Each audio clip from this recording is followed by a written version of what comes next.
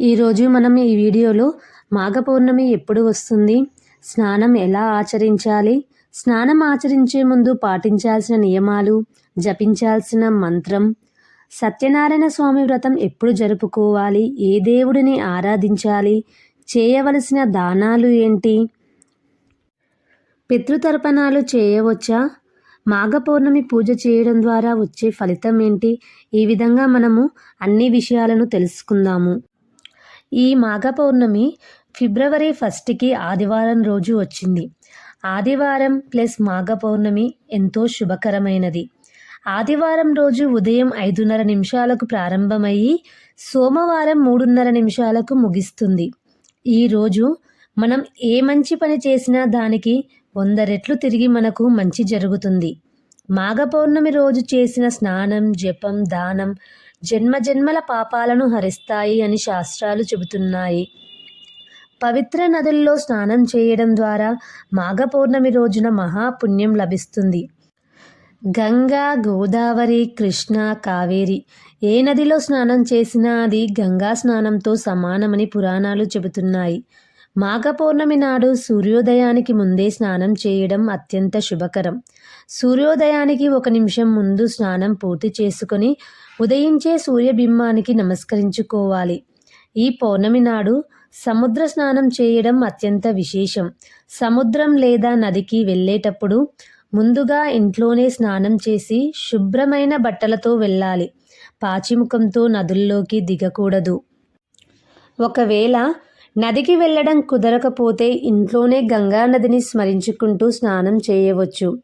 ఇంట్లోనే స్నానం చేసేటప్పుడు పఠించాల్సిన మంత్రం తెలుసుకుందాం. గంగే చ యమునే చైవ గోదావరి సరస్వతి నర్మదే సింధు కావేరి జలేయస్మిన్ సన్నిధిం కురుం అనే మంత్రాన్ని జపిస్తూ గోదావరిని తలుచుకుంటూ స్నానం ఆచరించండి. ఈరోజు మనం పితృతర్పణాలు కూడా జరుపుకోవచ్చు. ఈసారి పౌర్ణమి మరియు కుంభ సంక్రమణం ఒకే రోజు వచ్చాయి కాబట్టి నది లేదా సముద్ర తీరంలో పితృదేవతలకు తర్పణాలు విడవడం వల్ల పితృదోషాలు తొలగి పుణ్యం లభిస్తుంది. ఈరోజు పగలు ఉపవాసం ఉండి సాయంత్రం పౌర్ణమి చంద్రుడు కనిపించిన తరువాత లక్ష్మీ స్తోత్రం లేదా లలితా సహస్రనామం పఠించాలి. లక్ష్మీనారాయణులను స్మరిస్తూ సత్యనారాయణ స్వామి వ్రతం చేసుకోవడం శుభప్రదం. అందరూ వ్రతాన్ని ఉదయం పూట చేస్తారు కానీ సాయంకాలం చంద్రుడు ఉదయిస్తున్న సమయంలో చేయడం అత్యంత శ్రేష్టం. ఎందుకంటే సాయంత్రం లక్ష్మీ సంచార సమయం మరియు గోధూళి వేళ. సత్యనారాయణ స్వామి వ్రతాన్ని ఇంట్లో చేసుకోవడం వల్ల లక్ష్మీనారాయణుల కృప కలుగుతుంది. ఇంట్లో వీలు కాకపోతే దేవాలయాల్లో కూడా పాల్గొనవచ్చు. ఈ వ్రతం చేసుకోవడం వలన చాలా ఫలితాలు కలుగుతాయి. మనస్సు ప్రశాంతంగా ఉంటుంది. కోర్టు సమస్యలు లేదా ఇతర ఇబ్బందులు ఉన్నవారు ఈ వ్రతం చేయడం వల్ల విజయం లభిస్తుంది. అనుకున్న పనులు సకాలంలో నెరవేరుతాయి. ఈరోజు జరుపుకునే వ్రతానికి ఎంతో విశిష్టత ఉంది.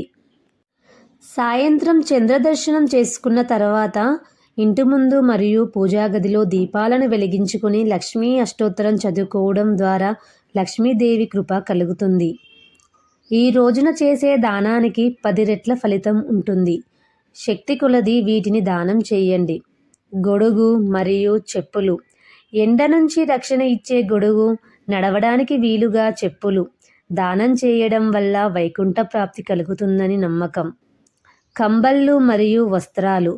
చలి నుండి రక్షణ ఇచ్చే కంబళ్ళు లేదా కొత్త వస్త్రాలు దానం చేయాలి. ఈరోజు ఏవి దానం చేసినా కొత్తవి మాత్రమే ఇవ్వండి. నీటితో నిండిన రాగి లేదా ఇత్తడి చెంబులు దానం చేయడం శుభప్రదం. 16 రకాల పండ్లు లేదా అన్నదానం చేయడం వల్ల కోరిన కోరికలు నెరవేరుతాయి. ఈ రోజంతా ఉపవాసం ఉండి సాయంత్రం పూజ తర్వాత భోజనం చేయడం మంచిది. మానసిక ప్రశాంతత కోసం విష్ణు సహస్రనామం పారాయణం చేయండి. ఈ పనులన్నీ మీ శక్తి మరియు మీ వీలును బట్టి భక్తితో ఆచరిస్తే మంచి ఫలితాలు పొందుతారు. ఈరోజు 30 ఏళ్ళు దాటినా వివాహం కాని వారు శాంతి పూజలు జరిపించుకుంటే అత్యంత శుభప్రదం. తీవ్రమైన కుజదోషం ఉన్నవారు మధ్యప్రదేశ్లోని ఉజ్జయిని కుజుడు జన్మించిన స్థలానికి వెళ్ళి అక్కడ మహాకాళేశ్వరుణ్ణి దర్శించుకొని పూజలు చేసుకోవడం వలన అత్యంత శుభ ఫలితాలు కలుగుతాయి. ఈరోజు ఓం అంగారకాయ నమః అనే ఈ మంత్రాన్ని 108 సార్లు జపించడం ద్వారా కుజదోషాన్ని తగ్గించుకోవచ్చు. పౌర్ణమి అంటేనే గురు పూజ.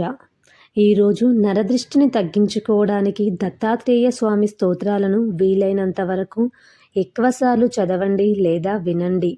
అలాగే 108 నాటు శనగలను నీటిలో నానబెట్టి వాటిని మాలగా కుచ్చి దత్తాత్రేయ స్వామికి లేదా నవగ్రహాలలోని గురుగ్రహానికి సమర్పించండి.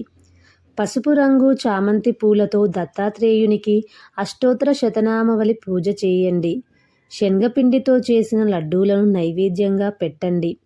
నానబెట్టిన శనగలను ఆవుకు తినిపించడం వల్ల గురుగ్రహ అనుగ్రహం. ఈరోజు వీలైనంత వరకు దత్తాత్రేయ స్వామి యొక్క శ్లోకాలను వినండి లేదా చదవండి. ఈ విధంగా దత్తాత్రేయుణ్ణి ఆరాధించడం వల్ల గురుగ్రహ అనుగ్రహం కలిగి విద్య, కీర్తి, సంతానం, ధనం మరియు పనులలో అనుకూలత లభిస్తాయి. ఈ పవిత్ర దినాన నారాయణుడు, శివుడు, దత్తాత్రేయ స్వామి భక్తులకు ప్రత్యేక అనుగ్రహం ప్రసాదిస్తారు. మాఘ పౌర్ణమి రోజున దీపదానం చేస్తే అజ్ఞానాంధకరం తొలగిపోతుంది. అన్నదానం చేస్తే అక్షయ పుణ్యం లభిస్తుంది. ఈరోజు ఓం నమో నారాయణాయ జపం, ఓం నమఃశివాయ అని జపం చేస్తే చాలా మంచిది. గురుచరణ స్మరణ జీవితాన్ని ధర్మ మార్గంలో నడిపిస్తుంది. పూర్ణచంద్రుడు సంపూర్ణ కళలతో ప్రకాశించినట్లే మన జీవితాల్లో కూడా సుఖం, శాంతి, సమృద్ధి నింపాలని ఈ మాఘ పౌర్ణమి కోరుకుంటుంది. ఈ పవిత్ర పౌర్ణమి రోజున మనసుతో చేసిన ప్రార్థన దేవతల వరంగా మారుతుంది. మాఘ పౌర్ణమి శుభాకాంక్షలు మీకు, మీ కుటుంబానికి. ఆరోగ్యం, ఐశ్వర్యం, ఆధ్యాత్మిక శాంతి ప్రసాదించుగాక. ఓం దత్తాయ నమః. ఈ వీడియో కనుక మీకు నచ్చినట్లయితే లైక్ చేసి షేర్ చేయండి. అలాగే మరిన్ని మంచి భక్తి వీడియోల కోసం ఈ ఛానల్ని సబ్స్క్రైబ్ చేసుకోండి. Thank you for watching.